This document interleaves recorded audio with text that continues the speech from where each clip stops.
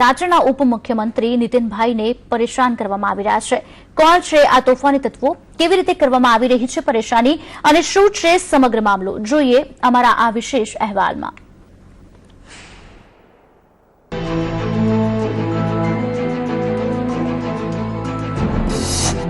રાજ્યના ઉપમુખ્યમંત્રી છે પરેશાન, કેટલાક તોફાની તત્વો કરે છે હેરાન। પરેશાનીનું કારણ છે તેમનો મોબાઈલ ફોન। અનેક મહત્વના મંત્રાલયની સાથે ઉપમુખ્યમંત્રીની પણ જવાબદારી હોવા છતાં નીતિનભાઈ તેમનો ફોન જાતે જ ઉપાડે છે। કેટલાક લોકો નાની નાની વાતો માટે પણ નીતિનભાઈને ફોન કરે છે અને નીતિનભાઈ તેમને ધ્યાનથી સાંભળે પણ છે। કેટલીક વખત નીતિનભાઈ સામે પરેશાની એવી પણ આવી કે તેમણે કરેલી વાતને તોડી મરોડીને લોકો સમક્ષ મૂકવામાં આવી। તેમ છતાં નીતિનભાઈએ સામાન્ય જનતા સાથેનો સંવાદ છોડ્યો નહીં। ક્યારેક ફિક્સ પગાર ધારકો કરે છે ફોન, ક્યારેક સામાજિક કાર્યકરો કરે છે પરેશાન। ફોન કરીને પરેશાન કરવાની વાત થઈ વાયરલ।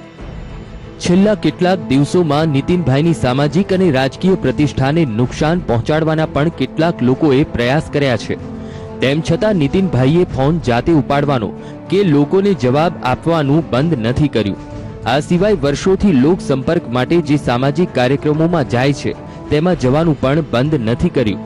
આખરે કોણ છે આ અસામાજિક તત્વો અને તેમના અંગે શું વિચારે છે નીતિનભાઈ? દરેક પ્રશ્નના જાણો જવાબ અમારી વિશેષ રજૂઆત નીતિનભાઈ પરેશાન। અરુણ શાહ, સંદેશ ન્યૂઝ, ગાંધીનગર। રાજ્યના ઉપમુખ્યમંત્રી નીતિનભાઈ પટેલે સંદેશ ન્યૂઝ સાથે સીધી વાત કરી, જેમાં તેમણે ખાસ કરીને છેલ્લા કેટલાક સમયમાં કયા પ્રકારના ફોન કરવામાં આવે છે તે અંગે ખુલીને વાત કરી અને તોફાની તત્વો દ્વારા કરવામાં આવી રહેલી હેરાનગતિ અંગે પણ જવાબ આપ્યો। ગાંધીનગર જિલ્લાના માણસામાં આયોજિત સમૂહ લગ્નના કાર્યક્રમમાં જે કેટલાક તત્વો દ્વારા જાહેર જીવન સાથે સંકળાયેલા ગુજરાતના ઉપમુખ્યપ્રધાન નીતિન પટેલ સાથે જે પ્રકારનો બનાવ બન્યો તો વાસ્તવિકતા શું હતી તે અંગે વાત કરવા માટે આપણી સાથે ઉપસ્થિત છે ગુજરાતના નાયબ મુખ્યપ્રધાન નીતિનભાઈ પટેલ સાહેબ। નીતિનભાઈ, સંદેશ ન્યૂઝમાં આપનું સ્વાગત છે। સાહેબ, સૌ પ્રથમ જે માણસામાં બનાવ બન્યો તેના સંદર્ભે આપની પ્રથમ પ્રતિક્રિયા શું છે? અમારે અનેક સમૂહ લગ્નોમાં જવાનું થાય છે। આ વર્ષની લગ્નગાળાની સિઝનમાં જ લગભગ 20 કરતાં વધુ સમૂહ લગ્નમાં હું ગયો છું। આપે કહ્યું એ પ્રમાણે માણસાના સમૂહ લગ્નમાં પણ વિહાર 4 રસ્તા આગળ કડવા પાટીદાર સમાજનો સમૂહ લગ્ન હતો। પ્રમુખશ્રી અને આયોજકો તરફથી અગાઉથી જ મને આમંત્રણ આપવામાં આવેલું અને આમંત્રણ મેં સમાજના એક પ્રતિનિધિ તરીકે સ્વીકારેલું। અગાઉ પણ હું ત્યાં ગયેલો છું અને માણસા તાલુકાના અન્ય જે પાટીદાર સમાજો છે એમના પણ સમૂહ લગ્નમાં આ વર્ષે પણ હું ગયેલો છું। એટલે એ કાર્યક્રમમાં હું જ્યારે ગયો ત્યારે મંચ ઉપર અમે વધારું અમારું સ્વાગત થયું અને અમે દાતાશ્રીઓનું સન્માન કર્યું। એ દિવસે પલ્સ પોલિયોના ટીપા પીવડાવવાનો દિવસ હતો એટલે આરોગ્ય વિભાગ તરફથી ત્યાં આગળ જેટલા નાના બાળકો જેને પોલિયોના ટીપા પીવડાવવા પાત્ર હોય એવા બધા ત્યાં ઉપસ્થિત હતા। એટલે અનેક નાના બાળકોને મંચ ઉપર જ મેં અને અમારા સૌ સાથીઓએ, સમાજના હોદ્દેદારોએ ત્યાં પોલિયોના ટીપા પણ પીવડાવ્યા। એ દરમિયાન 15થી 20 યુવાનો જે અમારાથી લગભગ 150 થી 200 ફૂટ દૂર મંડપ નીચે હતા એમના દ્વારા જય સરદાર જય પાટીદારના નારા લગાવવાની શરૂઆત કરી। આયોજકોએ એમને વિનંતી કરી કે ભાઈ આ સમાજનો કાર્યક્રમ છે, સમૂહ લગ્ન છે, એટલે આપણે આવું ના કરો। તમે સમાજના યુવાનો છો, તમારે તો અહીંયા સ્વયંસેવક તરીકે કામગીરી કરવાની હોય। પણ કેટલાક યુવાનો ત્યાં સૂત્રોચ્ચાર ચાલુ રાખેલો। પણ 15,000ની જે કુલ વસ્તી ત્યાં ઉપસ્થિતિ હતી સમાજના અગ્રણીઓની, એમાંથી 20 જણા જ આ બધું કામ સૂત્રોચ્ચાર વગેરેનું કરતા હતા। સામે અનેક બહેનો, ભાઈઓ એ અમારા કાર્યક્રમમાં પૂરેપૂરો રસ લઈ અને જોઈ રહેલા અને તાળીઓ વગાડી જ્યારે અમે કોઈ સન્માન કરીએ તો બધાનું સન્માનનો પ્રતિસાદ પણ આપતા હતા। એટલે ખૂબ સારી રીતે આ કાર્યક્રમ ચાલતો હતો। સર, પણ કેટલાક તત્વો હતા એ કયા પ્રકારના તત્વો હતા, ખાસ કરીને આ પૂર્વ યોજિત કોઈ પ્લાન હોય કે ષડયંત્ર હોય એવું આપ માની રહ્યા છો? મને એમ લાગે છે કે અમારા ગયા અગાઉ હું અને અમારા સંસદ સભ્ય મહેસાણાના જયશ્રીબેન ત્યાં મહેમાન તરીકે હતા. એટલે અમારા ગયા અગાઉ જ કેટલાક લોકોએ ત્યાં આ વ્યવસ્થા આયોજન કરી અને આ યુવકોને ઉશ્કેરણી કરી હશે. અને મારા ગયા પછી લગભગ 15-20 મિનિટ સુધી કોઈ પ્રશ્ન નહોતો થયો. મેં કહ્યું એ પ્રમાણે અમે પલ્સ પોલિયોના બાળકોને ટીપા પીવડાવ્યા, દાતાઓનું સન્માન કર્યું, હોદ્દેદારોનું સન્માન કર્યું. અને જ્યારે હું પ્રવચન કરવા માટે ઊભો થયો એ વખતે આ બધાએ મોટા પ્રમાણમાં સૂત્રોચ્ચાર 15-20 છોકરાઓએ ચાલુ કર્યો. બાકી તમામ લોકોનું ધ્યાન અમારા તરફ હતું અને આ 15-20 લોકો પણ અમારાથી દૂર હતા. લગ્નમાં પાણીની બોટલો વગેરે મહેમાનોને આપતા હોય છે તો એમના ઉપર જ ત્યાંથી જે બોટલો વગેરે ઉછાળતા હતા. અમારા મંચ ઉપર કોઈ આવ્યું નથી. મારું પ્રવચન સતત ચાલુ હતું, સારી રીતે ચાલુ હતું અને સમાજની વ્યવસ્થાઓ વિશે અને આવનારા સમય વિશે પણ મેં પ્રવચન કરી અને સમાજને વધુ જાગૃત બનવા આહવાન કર્યું. દાતાઓને અભિનંદન આપ્યા અને ખાસ કરીને જે દીકરા દીકરીઓ સમૂહ લગ્નમાં જોડાયેલા એમને પણ અભિનંદન આપ્યા. આ બધું જ મેં મારા પ્રવચનમાં વાત કરી. યુવાનોને પણ મેં કહ્યું કે તમારે કોઈ પ્રશ્ન હોય, રજૂઆત હોય, કોઈ સૂચન હોય તો આ કાર્યક્રમ પતે એટલે આપણે અલગ બેસીએ. તમે મને એ વખતે તમારા જે પ્રશ્ન હોય એ રજૂ કરો. પણ મેં કીધું એ પ્રમાણે કોઈની ઉશ્કેરણીથી આ બધું કરેલું અને સતત આ 15-20 છોકરાઓએ એમનો સૂત્રોચ્ચાર ચાલુ રાખેલો. સાહેબ, એટલે જે રીતે આપની રાજકીય પ્રતિષ્ઠા બની છે, સમાજમાં આપનો જે માન મોભો છે, હાલના તબક્કે ગુજરાતમાં આપનું જે યોગદાન છે તેને અવરોધરૂપ બનવાના હેતુથી આ પ્રકારનું કૃત્ય કરવામાં આવ્યું એવું આપ માની રહ્યા છો? ચોક્કસ એવું બની શકે. કારણ કે મેં કહ્યું એમ અમે અનેક સમૂહ લગ્નમાં જઈએ છીએ.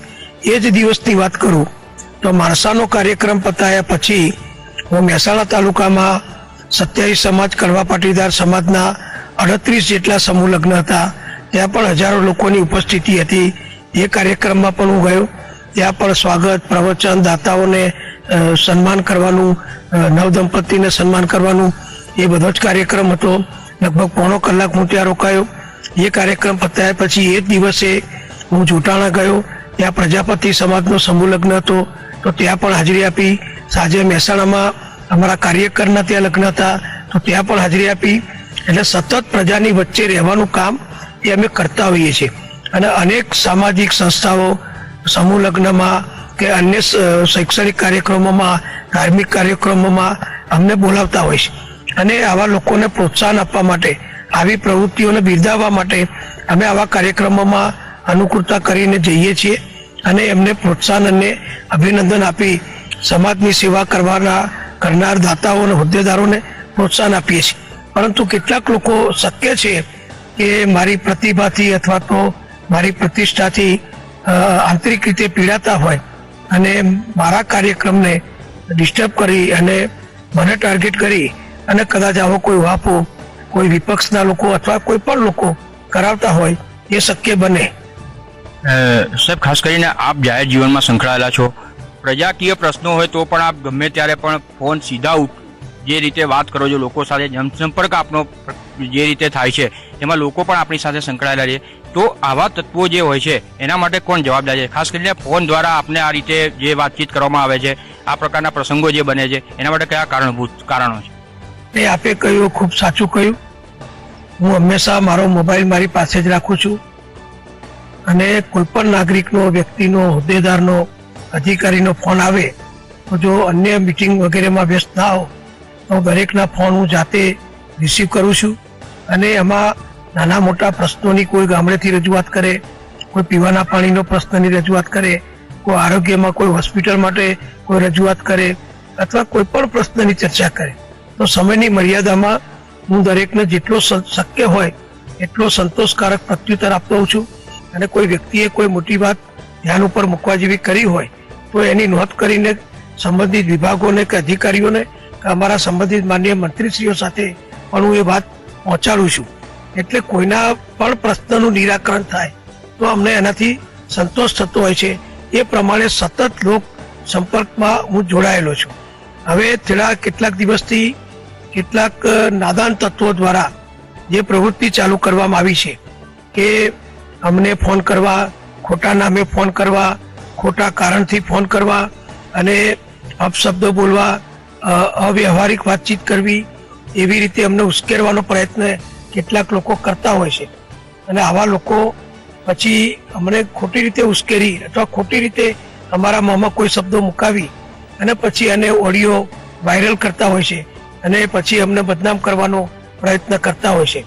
આવા પ્રયત્નો થયા હોવા છતાં હજુ પણ મને એમ લાગે છે કે 2-5% આવા નાદાન તત્વો હોય, એવા લોકો આ પ્રવૃત્તિ કરતા હોય. પણ અમને જે ફોન આવે એ ઘણા ઉપયોગી હોય છે. કોઈ જગ્યાએ અકસ્માત થયો હોય તાત્કાલિક અમને કોઈ માહિતી આપે. હું આરોગ્ય વિભાગમાં હતો ત્યારે આરોગ્ય મંત્રી તરીકે અનેક દર્દીઓના સમયસર સારવાર મેળવવા માટે, મદદ મેળવવા માટે અથવા સારવાર ખર્ચમાં માફી માટે ફોન આવતા હતા. હું તરત જ એના સંબંધિત ડોક્ટરોને સૂચના આપીને દર્દીઓને સહાય કરતો હતો. આવું બધું અમે સતત કરીએ છીએ. એટલે 2-3% લોકો અમને ડિસ્ટર્બ કરવા માટે આવી નાદાન હરકતો કરતા હોય છે. પણ અમારું મૂળ કામ છે એ ગુજરાતના સાચા, સારા, પ્રમાણિક નાગરિકો કે જેમને કોઈ પણ જરૂરિયાત હોય અને ગાંધીનગર આવવું ના પડે અને મોબાઈલ ટેકનોલોજીનો ઉપયોગ કરી અને અમને એમની વાત જો પહોંચાડતા હોય સારી રીતે, વિવેકપૂર્ણ રીતે, સાચું નામ આપી, તો અમે ચોક્કસ એને મદદરૂપ થતા હોઈએ છીએ. પણ આવા નાદાન લોકો આવી હરકતો ના કરે તો સારું કામ અમે વધુ પ્રજાનું કરી શકીએ. સર, મોટા ભાગના જો વર્તમાન સમય જોઈએ તો રાજકીય નેતાઓએ પોતાનો ફોન પોતે રિસીવ કરતા પણ આજના સમયમાં અચકાય છે. તેઓ પોતાના પીએસ મારફત કે પીએ મારફતે એ ફોન ઉઠાવડાવે છે. તો આપનું એ પીએસ મારફત લઈને આપના દ્વારા એ ફોન ઉઠાવવાનું કારણ શું? એ અમારા ઓફિસમાં પણ ફોન છે, પીએસ પાસે પણ સરકારના ફોન છે.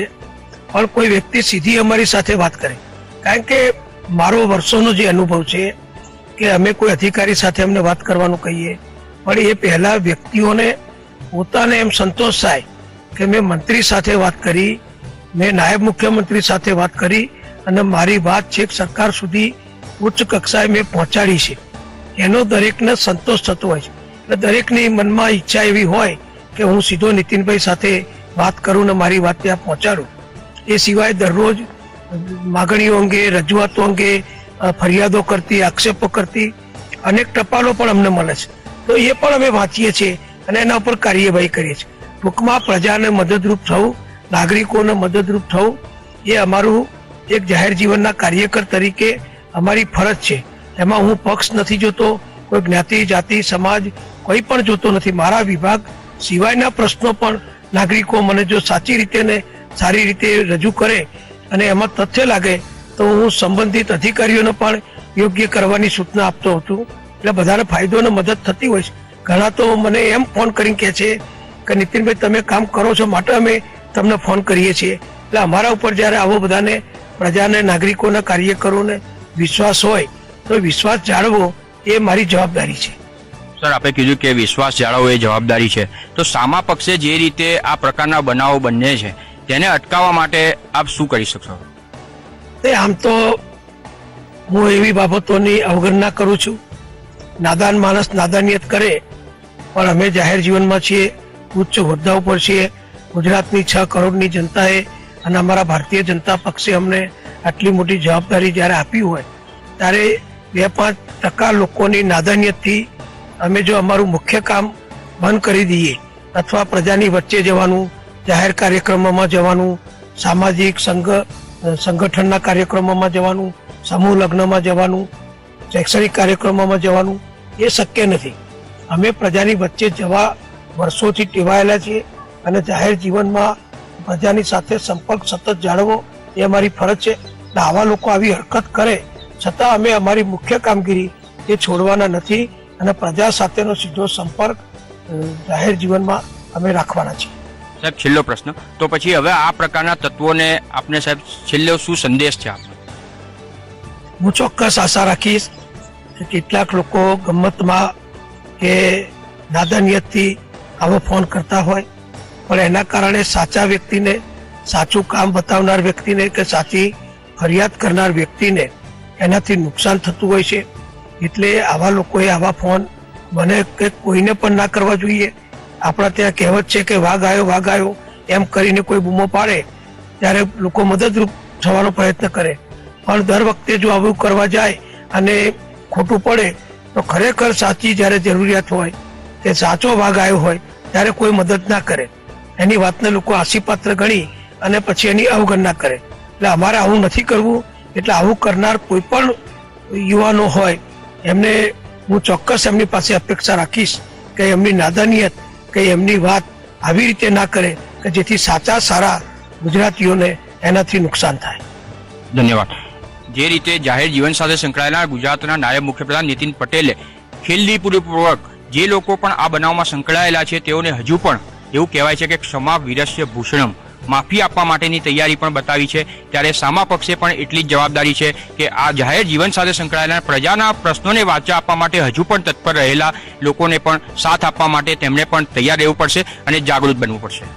કેમેરામેન વિપુલ બાદા સાથે અરુણ શાહ, સંદેશ ન્યૂઝ, ગાંધીનગર.